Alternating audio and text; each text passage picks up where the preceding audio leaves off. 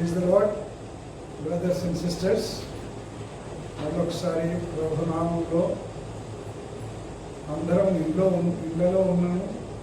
దేవుని వాక్యాన్ని ధ్యానించడానికి, ప్రార్థించడానికి, ఆరాధించడానికి, ఈ విధంగా కలుసుకోవటానికి ప్రభు మనకిచ్చిన ఈ మంచి అవకాశం బట్టి దేవునికి మనందరి తరఫున కృతజ్ఞతలు నేను తెలియజేస్తున్నాను. మీరందరూ కూడా క్షేమంగా ఉన్నారని నమ్ముతున్నాం. చాలామంది మన సేవకులు తదితరులు ఫోన్ చేసి పరిస్థితి ఏ విధంగా ఉందని తెలియజేస్తున్నారు. అందరూ కూడా క్షేమంగానే ఉన్నారని విని సంతోషిస్తున్నాం. దేవునికి వందనాలు చెల్లిస్తున్నాం. ఈ దినం ఆరాధన దినముగా, ఆదివారంగా మనం కొంత సమయమును ఆరాధించటకును, ప్రార్థించటకును, దేవుని వాక్యాన్ని ధ్యానించటకును సమయాన్ని గడపనై ఉన్నాం. మీరు దయచేసి మీ బైబిల్తో, పాటల పుస్తకంతో మీ ఇంట్లో కూర్చొని ఈ ప్రోగ్రాం జరుగుతున్నప్పుడు మీరు కూడా పాలు పొందాలని నేను మిమ్మల్ని కోరుతున్నాను. ప్రార్థన చేసుకుందాం. ప్రేమ కలిగినటువంటి మా యేసు ప్రభువా, పరిస్థితులను బట్టి మా గృహంలో ఉన్నాను, కుటుంబములుగా ఈ సమయాన్ని వెచ్చించి నీ సన్నిధి మా మధ్యలో ఉండాలని, నీ వాక్యం ద్వారా మమ్మల్ని బలపరచాలని, నీ స్తుతిష్ట ద్వారా, నేను మహిమపరచట ద్వారా మేము నీ సన్నిధిలో ఆనందించాలని ప్రార్థిస్తున్నాము, కోరుకుంటున్నాము. ఈ సమయం అంతటా మీరు మా మధ్యలో ఉండండి తండ్రి. ఆనాడు శిష్యుల మధ్యలో ఏ విధంగా మీరు నిలబడి ఉన్నారు, ఏ విధంగా వాళ్ళను ధైర్యపరిచి ఉన్నారు, బలపరిచి ఉన్నారు, ఆ విధంగానే మీ బిడ్డలందరినీ ఎక్కడెక్కడ చెదిరి ఉన్నటువంటి ప్రతి కుటుంబము జ్ఞాపకం చేసుకొని దర్శించండి, అక్కర్లు తీర్చండి, ప్రార్థనకు జవాబులు ఇవ్వండి, ఆరాధనను అంగీకరించండి.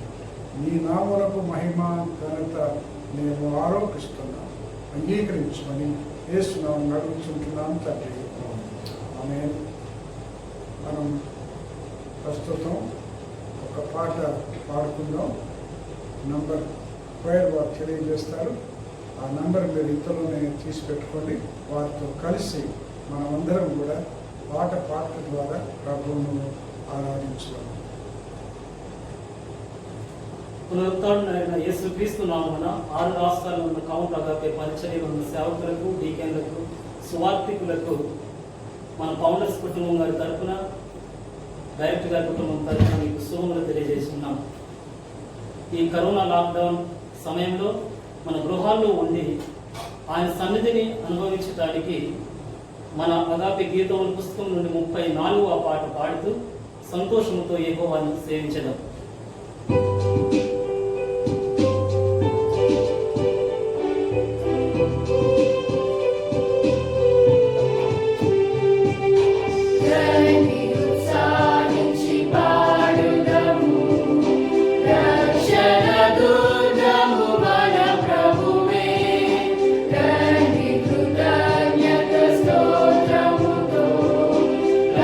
Raju sani vijay gudamu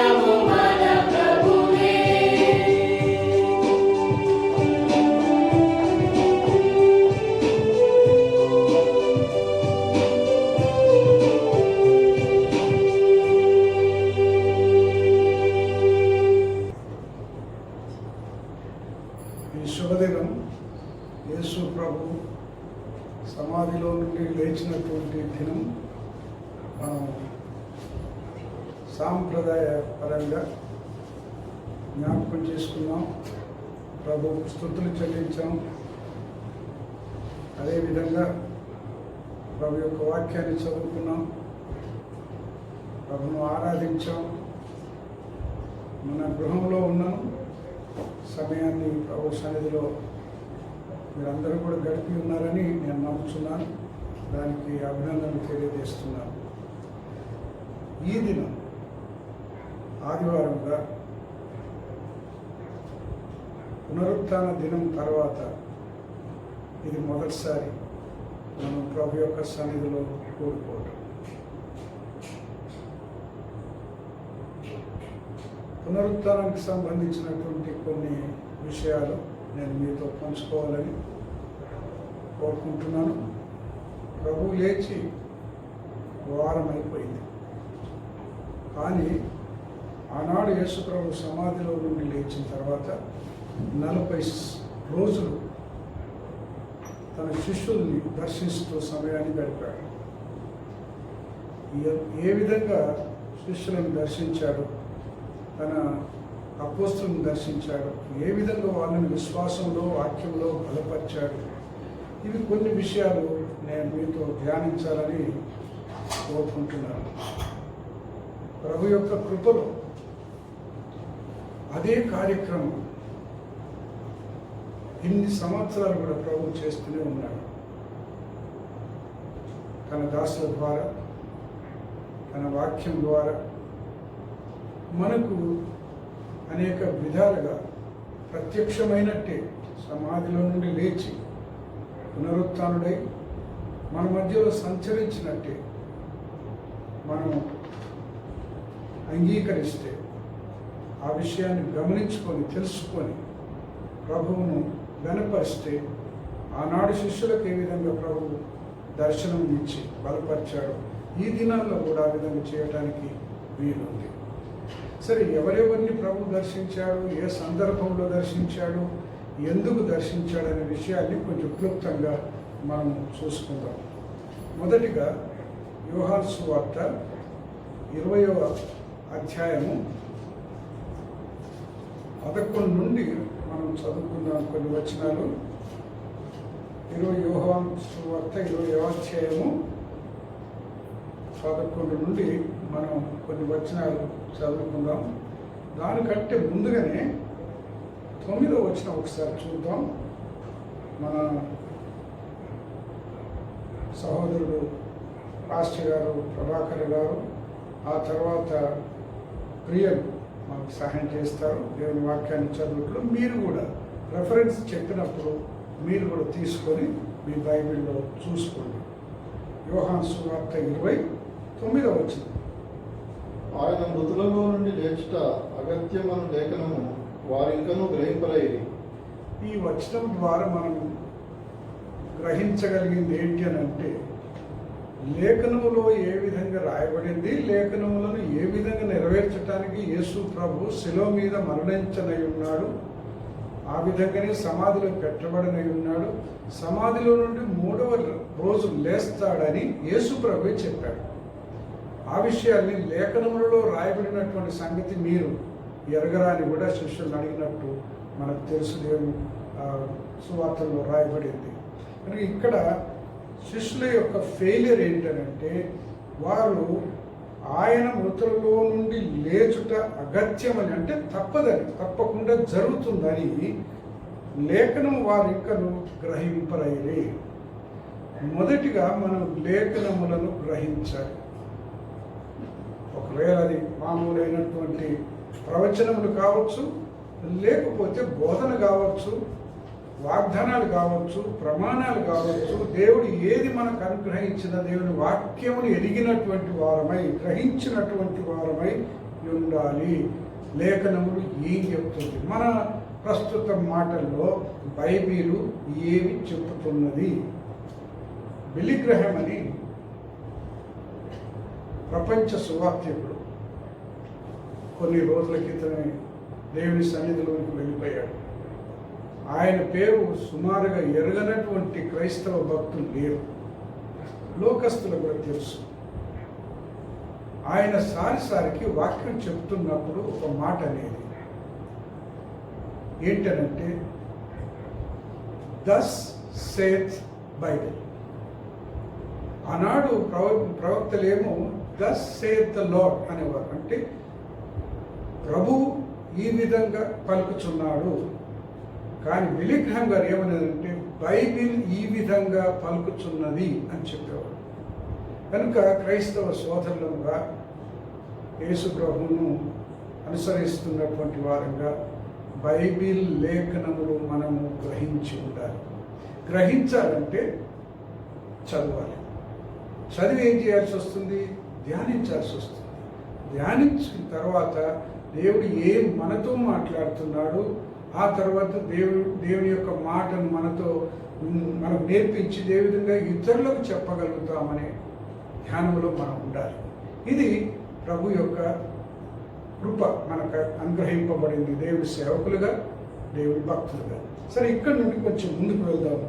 ఈ గ్రహించినటువంటి వారిని లేఖనములను పూర్తిగా తెలుసుకోకుండా ఉన్నటువంటి తన శిష్యులను, అపోస్తలులను ప్రభు దర్శించి వారికి గ్రహించే జ్ఞానాన్ని అందజేయటానికి వీరి దగ్గరికి వస్తున్నాడు. సమాధిలో నుండి సజీవుడై లేచినటువంటి యేసు ప్రభు తన శిష్యుల్ని వదిలేయలేదు, మర్చిపోలేదు, విడిచిపెట్టలేదు.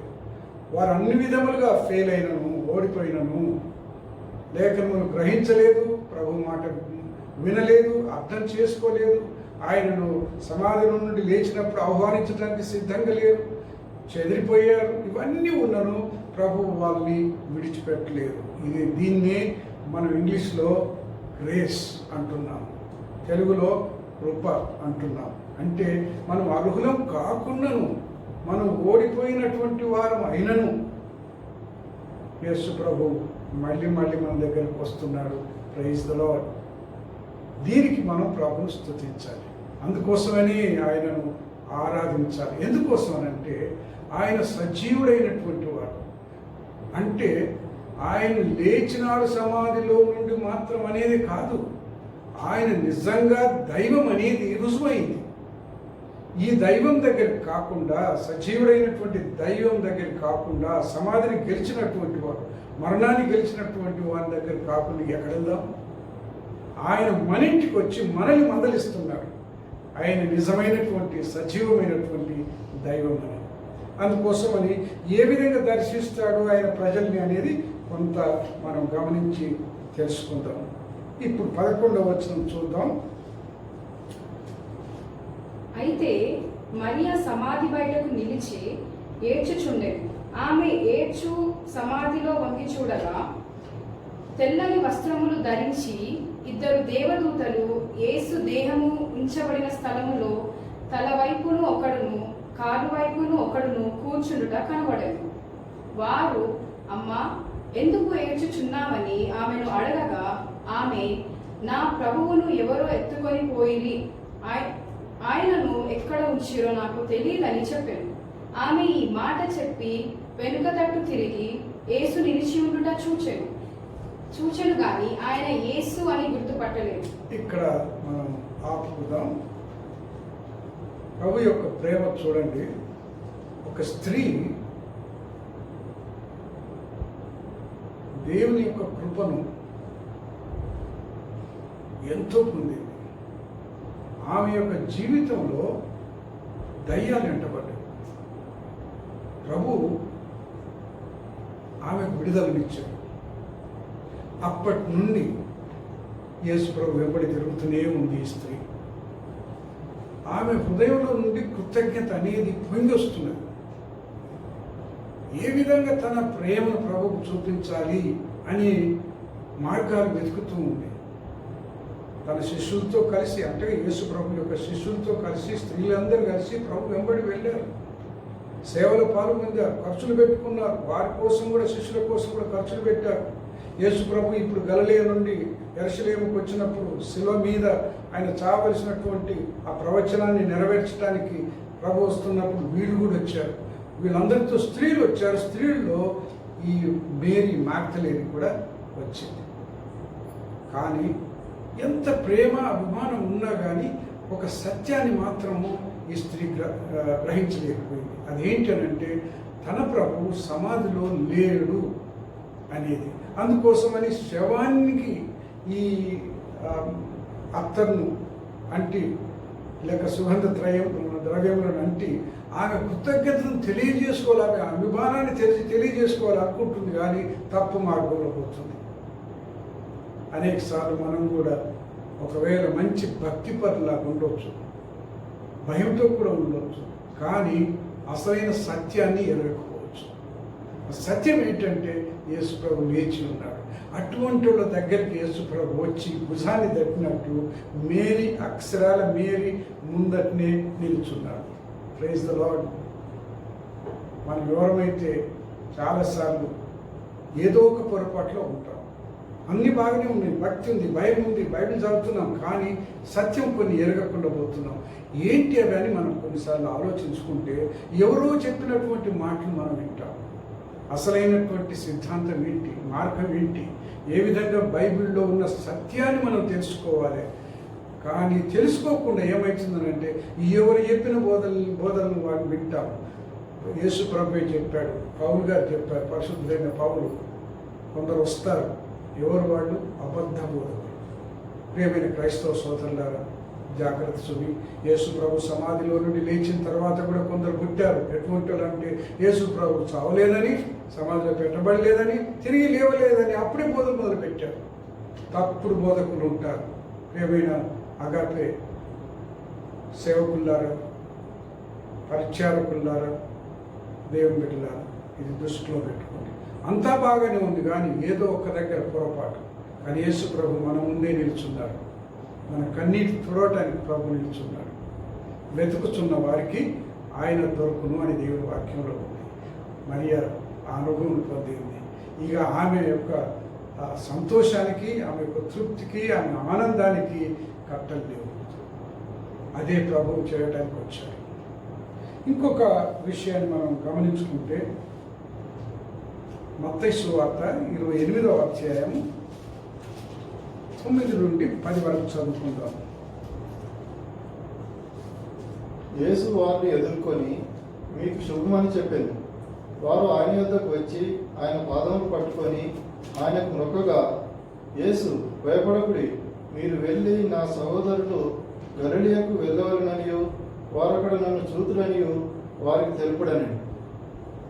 ఇక్కడ మళ్ళీ ఇద్దరు స్త్రీలను చూస్తున్నాం. వీళ్ళు సమాధి దగ్గరికి వెళ్ళారు. వాళ్ళు కనుగొన్నది ఏంటంటే దేవుని యొక్క దూతలు సమాధిలో ఉన్నారు. వారు ఏమన్నారనంటే, మీరు ఇక్కడ యేసు ప్రభువును వెతుకుతున్నారు, ఆయన ఇక్కడ లేడు, ఆయన చెప్పినట్టే లేచాడు. కనుక ఏవైతే ఆయన మరణించక ముందు చెప్పాడో, నేను మిమ్మల్ని గలిలయలో కలుసుకుంటానని శిష్యులకు వాగ్దానం చేసినట్టు ఆయన అక్కడికి వెళ్తున్నాడు. మీరు వెళ్ళి శిష్యులకు చెప్పండి ఏమని, యేసు ప్రభు సమాధిలో నుండి లేచాడని. కానీ దానికంటే ముందు ఏమంటున్నాడంటే భయపడకుడి అని అంటున్నాడు. చాలాసార్లు క్రైస్తవులను భయంతో నిండి ఉంటారు. ఇదేమవుతుందో, అదేమవుతుందో, అది ఎట్లా జరుగుతుందో, ఇది ఎట్లా జరుగుతుందో, నేను ముందుకు సాగితే ఏమవుతుంది, వెనక్కి పోతే ఏమవుతుంది, నేను సాక్ష్యం చెప్తే ఏ విధంగా ఉంటుందో, నేను సువార్త చేస్తే ఏ విధంగా ఉంటుందో, ఇవన్నీ కూడా ఎన్నెన్నో భయాలు. అంతేకాకుండా నా ఫ్యామిలీ ఏ విధంగా ఉంటుంది, నా పిల్లలు ఏ విధంగా ఉంటారు, ఏమవుతుందో వాళ్ళకు రేపెట్లా అయ్యేది, ఇవన్నీ కూడా ఆలోచించుకుంటూ భయంతో ఉంటాం. యేసు ప్రభు మాట చెప్తాడు, ఇవన్నీ కూడా మీరు వరి అవ్వకుండా, చింతించుకుంటా ఒక వెంటకైనా ఎక్కువ చేయగలుగుతారా? తెల్లగున్నది నల్లగా చేయగలుగుతారా? ఎందుకు మీకు ఇంత యాంగ్జైటీ, వరి అని ప్రభు గద్దించాడు. ఇక్కడ వీళ్ళు భయంతో పరిగెత్తుతున్నారు. ఎక్కడికి? మంచి కోసమే, శిష్యులకి వార్త చెప్పడానికి వెళ్తున్నారు. కానీ ప్రభు ఏమనుకున్నాడంటే వీళ్ళు ఇంత భయంగా చెమటలు కప్పుతూ వెళ్తున్నారు కనుక, స్త్రీలు కనుక ఉదయాన్నే కనుక ఎదురయ్యాడు. అక్కడ ఏం రాయబడి ఉందో తెలుసా? ఎదుర్కొనను అని ఉన్నది. వారిని ఎదుర్కొన్నాడు అంటే ఏదో అకస్మాత్తుగా కలుసుకున్నట్టు కాదు అది. వాళ్ళు దారిలో వెళ్తున్నప్పుడు వాళ్ళ పరిస్థితిని చూసి ప్రభు ఎదుర్కొన్నాడు. అనేక సార్లు ప్రభుని కార్యాలు చేస్తున్నాడు. మనం పరిస్థితుల్లో భయంతో, వణుకుతో పరిగెత్తుతూ ఉన్నప్పుడు అనేక సార్లు ఒక విధమైనటువంటి గ్రిప్ట్ విత్ ఫియర్, ఏం చెయ్యాలో తోయలేనటువంటి పరిస్థితి. అంతేకాదు ఇది నిజమేనా అబద్ధమేనా, ఇది కరెక్టేనా రాంగా అనే పరిస్థితుల్లో ఇరుకబడి ఉన్నట్టు ఉంటే ప్రభువు ఎదురు వస్తున్నారు, ఎదుర్కొన్నారు. అంటే ఒక పెళ్లి కుమార్తె కదా పెళ్లి కుమారుని ఎదుర్కొన్నట్టు ప్రభు తన ప్రజల్ని ఎదుర్కొంటున్నాడు. ఏమని చెప్తున్నాడు? భయపడకండి, నేనున్నా, నేను సమాధిలో నుండి లేచాను. దాంట్లో ఇంకొక మాట ఉంది, ఆయన శుభము అని చెప్పాడు ఈ స్త్రీలకు. శుభం అనే మాట గ్రీకులో నిజానికి చెప్పాలని అంటే ఆనందించండి, రిజాయిస్ ఇంగ్లీష్లో. మీరు ఇంకా దుఃఖపడాల్సిన అవసరం లేదు. యేసు ప్రభు సమాధిలో నుండి లేచాడని గ్రహించినటువంటి ప్రతి విశ్వాసి, ప్రతి క్రైస్తవుడు సంతోషించటానికి కారణం అదే. ఎందుకోసం అంటే ఈ జీవితం ఇంతటితో కాలేదు, అయిపోదు. మళ్ళొక్క జీవితం ఉంది, కానీ అది మళ్ళొక్క జన్మ కాదు. మన జీవితం మహిమా జీవితంలోకి వెళ్తాయి. అందును బట్టి మనం సమాధిలో నుండి లేచినటువంటి ప్రభువు మనకి ఏం బోధిస్తున్నాడంటే, నేను ఏ విధంగా సమాధిలో నుండి లేచానో మిమ్మల్ని అందరినీ లేపుతానంటున్నాడు. ఆ దినం ప్రభు చాలాసార్లు చెప్పాడు, ఆ దినం నేను అందరినీ సమాధిలో నుండి లేపుతానని. తను లేచాడు, సమాధిలో నుండి తన బిడ్డలను లేపుతాడు. ఈ నిరీక్షణ కలగజేయటానికి యేసు ప్రభు ఈ స్త్రీలకు ఎదురయ్యాడు. రిజాయిస్, ఆనందించండి, మీకు శుభం, మంచి జరగనై ఉన్నది అని. ఎవరమైతే డిస్కరేజింగ్ ఉండి భయపడుతున్నట్టున్నామో ఈ మాట మీకే. Rejoice in the lord. దేవుని యొక్క నామంలో సజీవుడైనటువంటి ప్రభువు మన మధ్యలో ఉన్నాడు గనుక దేనికి భయపడకుండా ఆనందించండి, సంతోషించండి. అదే విధంగా ఆయనను ఆరాధించండి. ఇంకొక మాట మనం చూసుకుందాం. లూకాసు వార్త 24వ అధ్యాయము. లూకాసు వార్త 24వ అధ్యాయం. కొన్ని మాటలు మనం చదువుకుందాం. చాలాసార్లు మనం డిస్కరేజ్ అయిపోతాం. ఇక్కడ కూడా శిష్యులు డిస్కరేజ్ అయినట్టు మనం చూస్తాము. లూకాసు వార్త 24:21 వచ్చింది. ఇద్దరు ప్రయాణమే వెళ్తున్నారు. ఇలాంటి పరిస్థితికి వచ్చారు. చదువు. ఇశ్రాయేలును విమోచింపబోవాడు ఈయనే అని మేము నిరీక్షించి ఉంటుంది.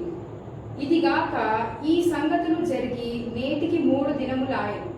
అయితే మాలో కొందరు స్త్రీలు తెల్లవారుగానే సమాధి యొద్దకు వెళ్ళి ఆయన దేహమును కానక వచ్చి, కొందరు దేవదూతలు తమకు కనబడి ఆయన బ్రతికి ఉన్నాడని చెప్పిరని మాతో చెప్పి మాకు విస్మయము కలుగజేసి. దేవునికి స్తోత్రం. ఎందుకోసం అంటే ఇక్కడ కూడా ఒక గుంపు ఉంది. ఈ గుంపు ఏంటంటే అమాయకంగా వాళ్ళు ఏమనుకుంటున్నారు అని అంటే, యెరూషలేములో జరిగిన విషయాలన్నీ చూశారు. యేసు ప్రభుని ఏ విధంగా హింసించి ఆయనను శిలువకి ఎక్కించారో, ఆయన ఏ విధంగా మరణించాడో, ఆయన పలికినటువంటి మాటలు ఏంటో శిలువ మీద నుండి, అదేవిధంగా ఏ విధంగా సమాధిని కొందరు ధనవంతులు కలిసి ప్రభు యొక్క సమాధిని ఘనంగా చేశారో, అదేవిధంగా స్త్రీలు కూడా ఏ విధంగానైతే దర్శించారు, ఇవన్నీ వాళ్లకు తెలిసిపోయినాయి. కానీ యేసు ప్రభు లేచి ఉన్నాడని స్త్రీలు చెప్పినటువంటి మాటను నమ్మలేకపోయారు. అందును బట్టి వీళ్ళకి ఏమొచ్చింది? వీళ్ళు మేము నిరీక్షించి ఉన్నాము లేక నిరీక్షించి ఉంటిమి అని అంటున్నారు. మరి ఏమైంది? నిరీక్షణ ఏమైంది? డిసప్పాయింట్ అయిపోయారు. ఆశలన్నీ నిరాశలు అయిపోయినాయి. ఆయన ఏదో చేస్తాడని ఎదురు చూశాం. ఏం చేస్తాడని కింద ఏం రాయబడిందంటే, ఒకవేళ చదవవలసిన అవసరం మీరు చూసుకొని బైబిల్లో, ఆయన ఇశ్రాయేలీయులకు రాజ్యమును చేస్తాడని మేము అనుకున్నాం. కానీ ఏ రాజ్యమును అర్థం చేసుకోలేదు, అపార్థం చేసుకున్నారు. యేసు ప్రభు లేచి ఉన్నాడని నమ్మటం లేదు. వారు ఎక్స్పెక్ట్ చేస్తుంది, నిరీక్షించున్నది ఒక రాజ్యం, యేసు ప్రభు తీసుకొచ్చింది ఇంకొక రాజ్యం. వీరు ఇంకా భూమి విషయం, నేల విషయం, రాజ్యాల విషయం, పాలిటిక్స్ విషయం ఆలోచిస్తున్నారు. కానీ యేసు ప్రభు ఏమో మహిమ విషయం మాట్లాడుతున్నాడు, రానైనటువంటి దేవుని రాజ్యం గురించి మాట్లాడుతున్నాడు. ఈరోజు సమాధిలో నుండి ప్రభు లేచడం ద్వారా దేవుని రాజ్యానికి పునాది రాయి వేశాడు. మన విశ్వాసం అంతా కూడా యేసుక్రీస్తు పునరుత్థానం మీదనే, ఆ సత్యం మీదనే మనం మన జీవితాన్ని కట్టుకుంటున్నాం. విశ్వాస జీవితాన్ని, సంఘ జీవితాన్ని కడుతున్నాము, సువార్త జీవితాన్ని కడుతున్నాము, సంఘములను స్థాపించే జీవితాన్ని కడుతున్నాము. ప్రజలందరికీ కూడా ఈ శుభవార్తను తెలియజేస్తున్నాం. దీంట్లో రాయబడింది ఏమంటే, అసలు యేసు ప్రభు ఎందుకు శిలువ పొందాడు? తన రక్తం ద్వారా ప్రజల యొక్క పాపములకు విముక్తి కలిగజేయటానికి. ఆయన యజ్ఞం మామూలు చావు కాదు. ఆయన యొక్క పాప ప్రాయచిత్తంగా చనిపోయాడు. అందుకోసమని ఆయన చావుకు విలువ ఉంది, ఆయన సమాధికి విలువ ఉంది, ఆయన యొక్క పునరుత్థానం విలువ ఉంది. కనీసం వాళ్ళు ఖాళీ సమాధిని చూసైనా అర్థం చేసుకోలేకపోయారు. కానీ ప్రభు విడిచిపెట్టేవారు కాదు కదా. ఇలాంటి వాళ్ళలో కూడా వాళ్ళని కూడా దర్శించాడు. వాళ్ళు ప్రయాణం అయ్యి 7 మైళ్ళ దూరంలో ఉన్నటువంటి పక్కటి గ్రామానికి వెళ్తున్నారు. యెరూషలేములో నుండి యేసు ప్రభు వాళ్ళను కలుసుకున్నాడు. ప్రయాణిస్తూ వాళ్ళతో ఎప్పుడైతే ఈ సంగతులు వాళ్ళు చెప్పుకుంటున్నారో, మాట్లాడుకుంటున్నారో, ప్రభు అడిగాడు, ఏంటి అసలు మీరు మాట్లాడుతున్నారు? ఈ విషయాలు ప్రభు తెలియజేశారు. ఎప్పుడైతే ప్రభు విన్నాడో వాళ్ళ నిరీక్షణ దెబ్బతిందని, వాళ్ళు డిసప్పాయింట్మెంట్లో ఉన్నారని, ఆయన ఏదో మాకు చేస్తాడనుకుంటే ఆయనని ఇప్పుడు సమాధి వేసి సమాధిలో పెట్టారని వీళ్ళు పలుకుతున్నప్పుడు ప్రభు ఏమన్నాడంటే, మీరు లేఖనంలో చదవలేదా? ఎందుకు మీరు లేఖనాలు చదువుకోలేదు అని వాళ్ళను ఒక విధంగా తిట్టినట్టే మాట్లాడలేదు. వాళ్ళతో ఏం చేశారనంటే, మోషే రాసిన గ్రంథాన్ని, తర్వాత ప్రవక్తలు రాసిన గ్రంథాలని, ఆ తర్వాత కీర్తనను అన్నింటిని విప్పి ఎలాగూ మెస్సయ్య వచ్చి ఈ లేఖనాలన్నింటినీ నెరవేర్చుటకై ఆయన తన జీవితాన్ని బలిగా అర్పిస్తాడో అనే సంగతులను విప్పి వాడు చెప్పాడు. దాంట్లో ఏమి రాయబడిందనంటే, 31వ వచనం చదువుకుందాం. ఇవన్నీ చేస్తున్నప్పుడు ఏం జరిగింది? వారి కన్నులు తెరవబడి ఆయనను గుర్తుపట్టిరి. ఇది చివరి నుంచి వస్తున్నాం మనం. వాళ్ళంతా ప్రయాణం అయ్యి ఇంటికి వచ్చారు. ఇంటికి వచ్చిన తర్వాత యేసు ప్రభు వెళ్ళిపోదాం ఇంకా ముందుకు అన్నట్టు చూపించాడు. వాళ్ళ శిష్యులు ఇద్దరు ఏమన్నారని అంటే, లేదయ్యా ఈ రాత్రి మా ఇంటి దగ్గర ఫోన్ చేసుకొని మీరు ఇక్కడే ఉండండి, రేపు వెళ్ళిపోదురు కదా. కానీ ఆయన ఉండి భోజనానికి కూర్చున్నప్పుడు, ఆయన రొట్టె విరుస్తున్నప్పుడు వాడు కళ్ళు తెరవబడ్డాయి. అనేక సార్లు కొన్ని మనం చేయగలిగినవి ప్రభు నామంలో, కొన్ని అర్థం కాకుండా ఏవైతే అర్థమైనయో, ఏవైతే మన తల్లిదండ్రులు, మన పూర్వీకులు, మన పాస్టర్లు, మన ప్రవక్తలు ఏదైతే మనకు అందజేశారో వాటిని పాటిస్తున్నప్పుడు అనుకోని ఆశీర్వాదాలు కూడా వస్తాయి. ఈ యూదులకు, ఇశ్రాయేలులకు ఆశ్రయం ఇవ్వటం కానీ, ఆతిథ్యం ఇవ్వటం కానీ చాలా గొప్ప సాంప్రదాయం. ఈ సందర్భంలో అబ్రహాం జ్ఞాపకం చేసుకుందాం. అబ్రహాం పిలిచి అతిథులకు ఆహారం పెట్టాడు. ఆ సందర్భంలో వచ్చినటువంటి 3 అతిథులు ఏమన్నారు? వచ్చే సంవత్సరం మళ్ళీ వస్తాం మేము, అప్పటికి నీ భార్య గర్భవతి కుమారుని కొంటుంది అని చెప్పారు. కొన్నిసార్లు అనుకోకుండా మనం ప్రభు కొన్ని చేసినప్పుడు, తెలిసింది చేసినప్పుడు ప్రభు ఇంకెన్నో ఆశీర్వాదాలు మనకి ఇస్తారు. ఇదేం జరిగింది తెలుసా? వాళ్ళ కన్నులు విప్పబడ్డాయి. దానికంటే ముందు ఆయన లేఖనములను విప్పినప్పుడు మన హృదయంలో ఒక మంటలాగా లేవలేదా అని అంటారు. లేఖనాన్ని మనం చదువుకున్నప్పుడు దేవుడు మనకు దాన్ని వివరించి చెప్తున్నప్పుడు ఒక మంటలాగా మన హృదయంలో ఆనందం పొంగి వస్తుంది. ఇంకోటి కూడా వాళ్ళు మనం చదువుతున్నాము, దయచేసి 44వ వచనం చదవండి. అంతటా ఆయన మోషే ధర్మశాస్త్రములోను ప్రవక్తల గ్రంథములలోను కీర్తనలలోను నన్ను గూర్చి వ్రాయబడినవన్నీ నెరవేరవలెనని నేను మీ యొద్ద ఉండినప్పుడు మీతో చెప్పిన మాటలు నెరవేరవని వారితో చెప్పాను. అప్పుడు వారు లేఖనమును గ్రహించున్నట్లుగా ఆయన వారి మనస్సును తెరచి తెరిచాడు. ప్రభు క్రీస్తు తెరిచాడు, మనసును తెరిచాడు. ప్రభు మనం ఆయనను వెంబడిస్తున్నప్పుడు ఏం జరుగుతుంది? కళ్ళు విప్పుతాడు, మన హృదయాన్ని వెచ్చజేస్తాడు. అంతేకాకుండా మన యొక్క మనసును తెరుస్తాడు. దేవుడు చేయగలిగినటువంటి కృపా కార్యం ఇది. దీనికోసమని వీళ్ళతోటి యెరూషలేములో నుండి ఆ చిన్న గ్రామానికి ప్రయాణం పెట్టాడు ప్రభు. ఆయన లేచిన తర్వాత చేస్తున్నటువంటి గొప్ప కార్యము తన శిష్యుల వెంబడి వాళ్ళను బలపరుస్తూ తిరుగుతున్నాడు.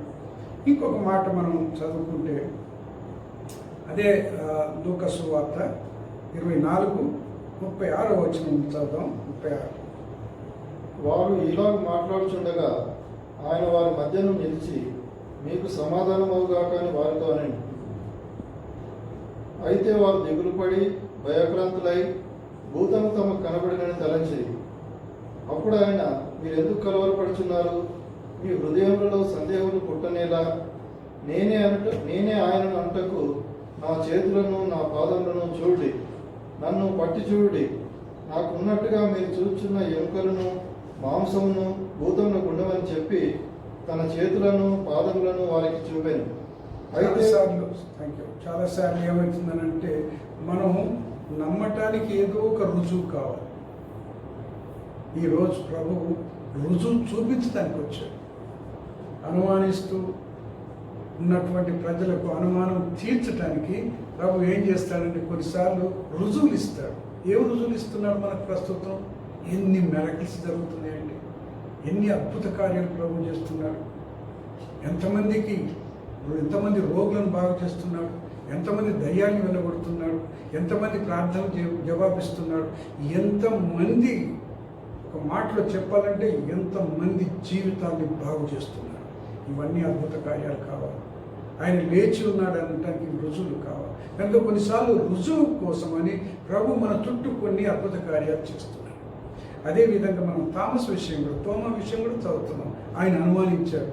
ప్రభు అకస్మాత్తుగా రూమ్లోనికి వచ్చి, గదిలోనికి వచ్చి ఆయన చేతులు చూపించాడు, ఆయన కాళ్ళు చూపించాడు, ఆయన గుండెను చూపించాడు. చూడు, నీకు అనుమానం పడద్దు. కానీ ఇంకో మాట అన్నాడు, నీవు చూచి నమ్ముతున్నావు, చూడకుండా విశ్వాసంతో నన్ను నమ్మినటువంటి వాడు ధన్యుడు అన్నాడు. ఎందుకోసం ప్రభువుకు తెలుసు, ఎంతోమంది మనలాంటి వాళ్ళు విశ్వాసంతోనే నమ్ముతున్నటువంటి వాళ్ళు వస్తున్నామని, జనరేషన్స్ వస్తున్నామని తెలుసు ప్రభు. అది దృష్టిలో పెట్టుకొని ఆ మాట ప్రభు మాట్లాడినప్పుడు మనం చూస్తున్నాం. ఇంకొక మాట మనం చూద్దాం. 20వ అధ్యాయం యోహాను సువార్త 21వ అధ్యాయం. ఇక్కడ చిన్న పోతుకాదులాగా నేను ఇస్తాను. 1 నుండి 23 వచనాలు రాయబడి ఉంది. ఇక్కడ ఏం జరిగింది అని అంటే, శిష్యులు కొంతమంది కలిసి మళ్ళీ చేపలు పట్టుకొని బతుకుదామని వెళ్ళిపోయారు. యేసు ప్రభు చనిపోయాడు, సమాధిలో పెట్టబడ్డాడు, తిరిగి లేచాడు. అయినా మరి ఇది ఇంకేముంది, మనకు లేచాం నిజమే, ఏం చేయాలి మనం అని వాళ్ళకి ఎటు తోయలేదు. వాళ్ళ యొక్క మిషన్ వాళ్ళకి అర్థం కాలేదు. వాళ్ళకు దేవుడు ఇస్తున్నటువంటి మహత్తరమైనటువంటి పరిచర్య వాళ్ళకి అర్థం కాలేదు. అందుకోసం మళ్ళీ వెనక్కిపోయాడు. చేపలు పట్టుకొని అమ్ముకుంటూ బతుకుదామని చెప్పేసి వెళ్ళినప్పుడు యేసు ప్రభు వాడిని వదిలిపెట్టలేదు. మూర్ఖుల్లారా వెళ్ళిపోండి అని అనలేదు. మళ్ళీ వాళ్ళ వెనుక వెళ్ళాడు. ఆ సముద్రం దగ్గరికి వెళ్ళాడు. వాళ్ళు ఎక్కడైతే చేపలు పట్టుకోవడానికి ట్రై చేస్తున్నారు, ప్రయత్నాలు చేస్తున్నారు, అక్కడికి వెళ్ళాడు. వెళ్ళి ఏ విధంగా సంబోధించాడు చూడండి.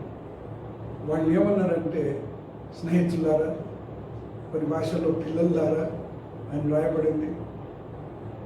ఏమైంది, చేపలు ఏమన్నా పడినాయా అని అడిగాడు. వాళ్ళు అన్నారు తెలుసుకోకుండా,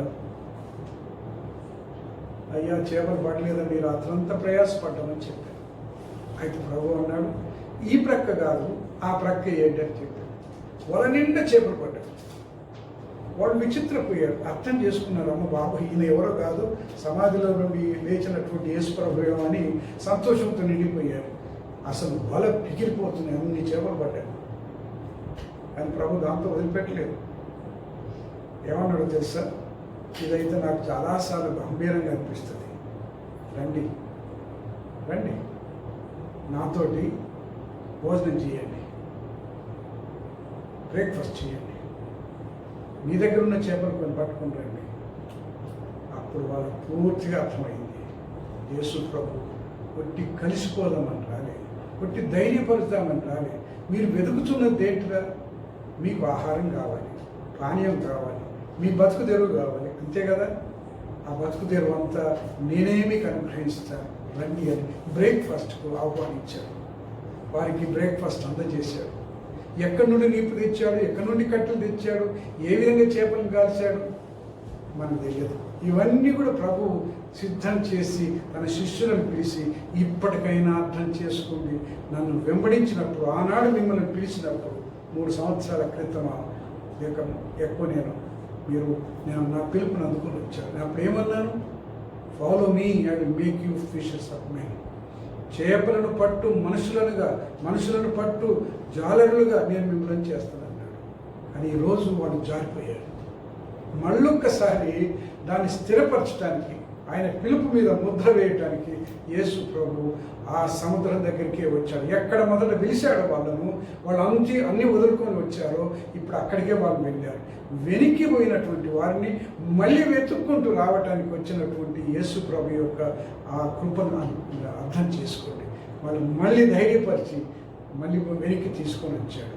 వీళ్ళే దేవుని రాజ్యానికి పునాదులు అల్లాగా ఉన్నారు. వాళ్ళే అపోస్తలులు. ఫెయిలియర్ అయింది, వెనక్కి వెళ్ళారు, కానీ ప్రభు విడిచిపెట్టలేదు. Is the redeemer. మళ్ళీ వచ్చి ప్రజలను ఉద్ధరించి సమీపానికి తీసుకుని దేవుడైన. సరే, ఇంకొక మాట నేను చెప్పాలనుకుంటున్నాను. అది ఏంటంటే, ఒక విచిత్రమైనటువంటి సంగతి జరిగింది. యేసు ప్రభు జేమ్స్ అనేట ఆయనకు ప్రత్యక్షం ఇచ్చాడని, దర్శనం ఇచ్చాడని అపోస్తలుడైన పౌలు 1 కొరింథీయులో రాస్తున్నాడు.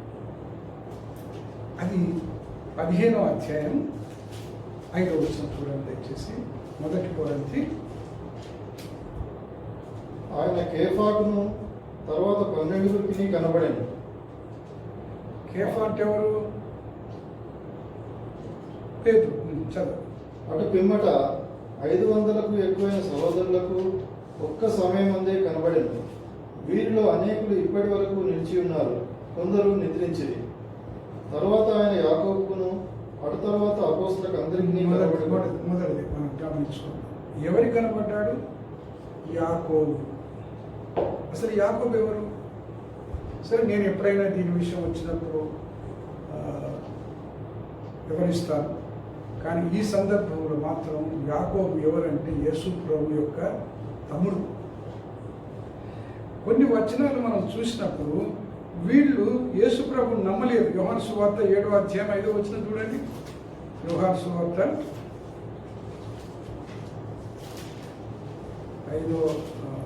7వ అధ్యాయం 5వ వచనం.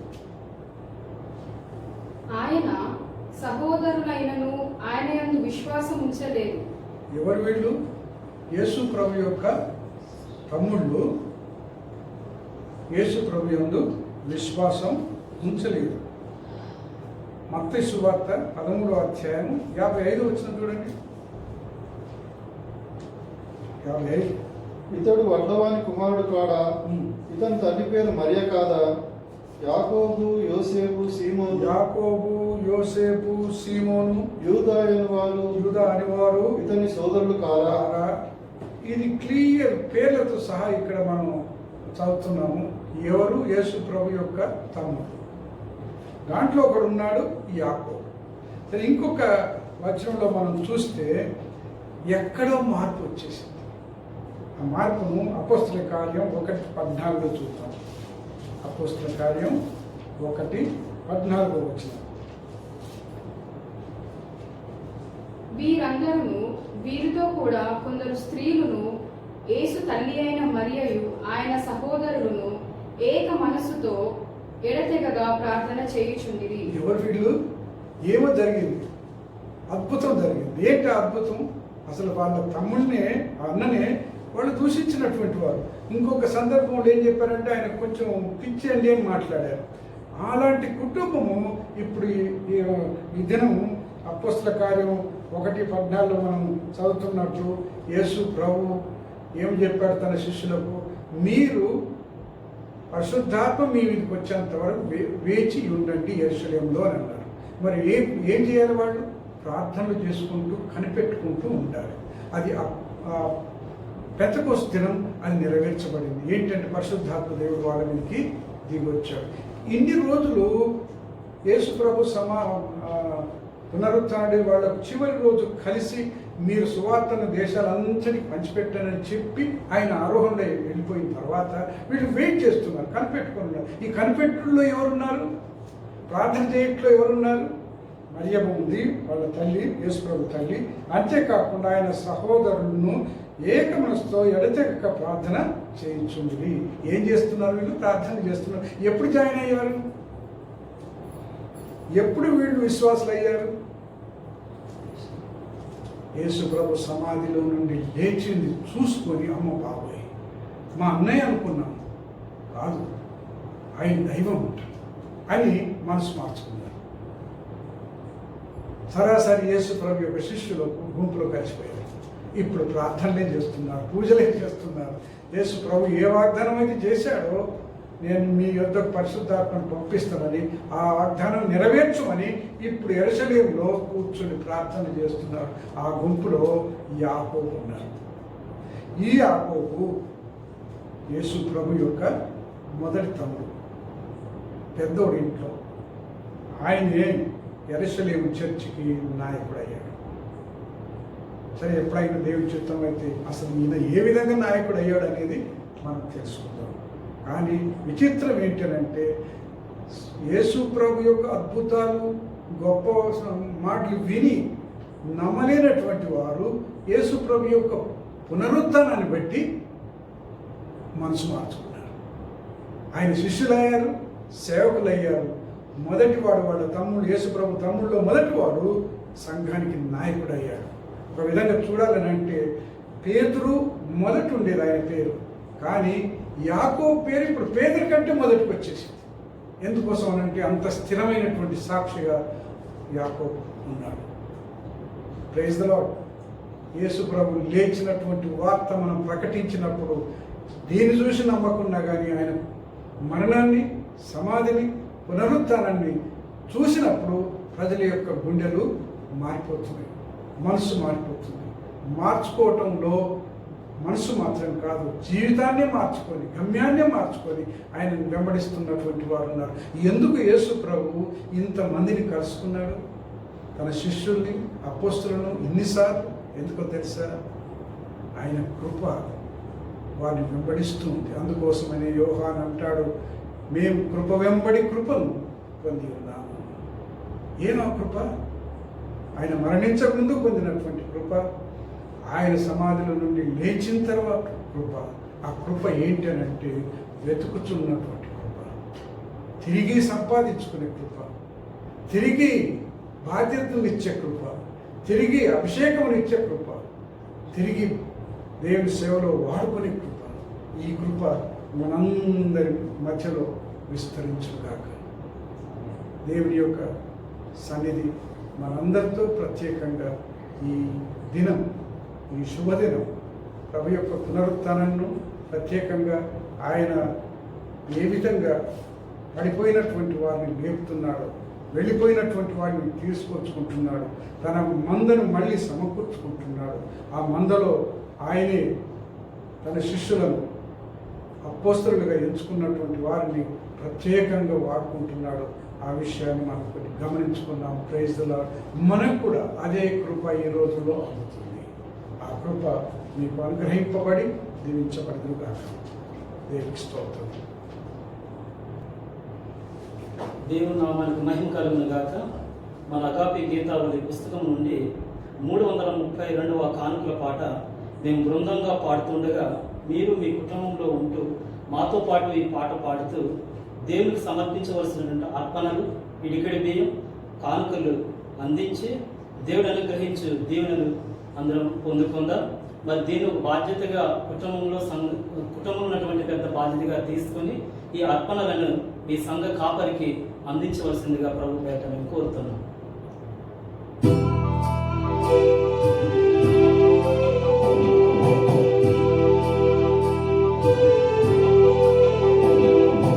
కాలమంతా నిన్ను కాచిన దేవుడు, ఈ రోజు నిన్ను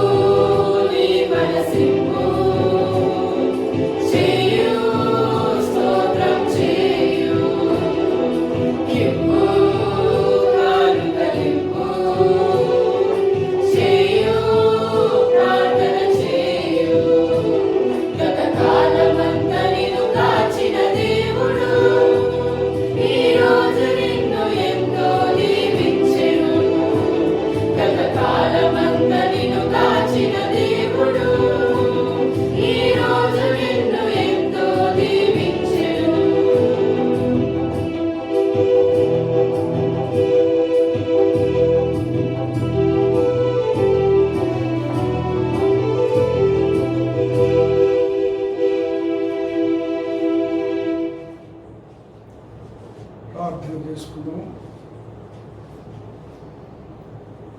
ప్రభువా, మాకు దినదిన ఆహారం అనుగ్రహిస్తున్నావు.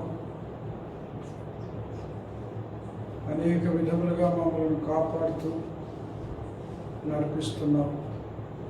మా కుటుంబంలో ఉన్నటువంటి పెద్దలను, స్త్రీలను, పురుషుల్ని, బాలను, బాలికల్ని, యవనస్తుల్ని అన్ని విధములుగా నీ కాపుదల కిందని ఉంచుతూ ఎలాంటి శత్రువు యొక్క కార్యం జరగకున్నట్లు నీ హస్తమును చాపి కాపాడుతున్నటువంటి నీ కృపను బట్టి కృతజ్ఞతలు తెలియజేస్తున్నాను. మా కృతజ్ఞతలు తెలియజేసుకోవడానికి మాకు మీరు ఇచ్చినటువంటి చిన్న కానుకను ఇచ్చాను. రైతు ఆశీర్వదించి నీ సేవలో వాడుకోండి. ఎవరెవరైతే నీ బిడ్డలు చేయి మీ హస్తమును విప్పి వారు నీ కోసమై కృతజ్ఞతగా కానుకలు అర్పించారు, వారందరినీ కూడా ఆశీర్వదించండి. యేసునామమున నడుచుకుంటున్నాం తండ్రి. ఆశీర్వాదం పొందకముందు 2 మాటలు. కరోనా వైరస్ విషయం మర్చిపోరాదు. ప్రభుత్వం మనకి ఇచ్చినటువంటి ఆజ్ఞను కూడా మర్చిపోరాదు. మన క్షేమం కోసం, పొరుగు వారి క్షేమం కోసం, మన రాష్ట్రం కోసం, మన దేశం కోసం ఎవరైనా కానీ మనల్ని బట్టి ఇబ్బంది కాకుండా మనం చూసుకునే బాధ్యత మన మీద ఉంది. ప్రార్థన చేస్తూనే ఉండాలి. మన కోసం, మన సంఘముల కోసం, మన యొక్క రాష్ట్రం కోసం, మన దేశం కోసం, మరి ప్రత్యేకంగా మన నాయకుల కోసం. ప్రభుత్వం వారు ఎంతగానో ప్రయాసపడుతున్నారు. ప్రజలందరినీ క్షేమంగా ఉంచవాలని, ఈ కరోనా వ్యాధి నుండి కాపాడవాలని, ఈ కరోనా వ్యాధిని దేశం నుంచే పారదోలవాలని ఎన్నో ప్రయత్నాలు చేస్తున్నారు. దేవుడు వారి యొక్క ప్రయత్నాలను ఆశీర్వదించడానికి, మరి మనకు కూడా క్షేమం కలగజేయడానికి కొన్ని దేశాలు అయితే చాలా ఇబ్బందుల పాలవుతున్నారు. వేల కొద్ది మరణిస్తున్నారు. దేవుని యొక్క కృపను మనం అడుగుదాం. ఆయన హీలింగ్ టచ్, ఆరోగ్యం ఇచ్చే దేవుడు కనుక ఆరోగ్యం ఇచ్చే హస్తంను చాపాలని, ఈ రోగమును లేక ఈ వైరస్ను దేవుడు తరిమి కొట్టవాలని మనం ప్రార్థన చేద్దాం. మన వంతు మనం ప్రయాసపడదాం. బేస్తవారం నాడు 8 గంటలకు మనం బైబిల్ స్టడీ చేయని ఉన్నాం. అది మీరు దృష్టిలో పెట్టుకోండి. 8 గంటలు బేస్తవారం నాడు బైబిల్ వాక్య ధ్యానం చేయని ఉన్నాం. దేవుడు మిమ్మల్ని జీవించదాకా ఆశీర్వదించుకుందాం. తండ్రి అయిన దేవుని ప్రేమ, రక్షకుడైన యేసుక్రీస్తు కృప, పరిశుద్ధాత్మ యొక్క శాంతి, సమాధానంలో ఆయన సన్నిధి, ఆయన సమృద్ధి మనందరితో ఇప్పుడు ఎల్లప్పుడూ తోడుగా ఉండుగాక. ఆమేన్. ఆమేన్.